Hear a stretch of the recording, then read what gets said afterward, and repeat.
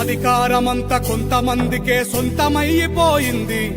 తిరుగుబాటు జెండెగరలేకనే మార్పు మాయమయ్యింది. పలిసినోడి కుట్రెరుగలేకనే బానిస బతుకయ్యింది.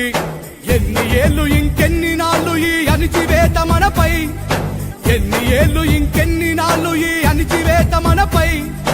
ఎదురు తిరిగి పోరాడి నిలబడితే రాదా గెలుపై. ఈ రాష్ట్రంలో ఎలాంటి పరిపాలన ఇది సాక్ష్యం.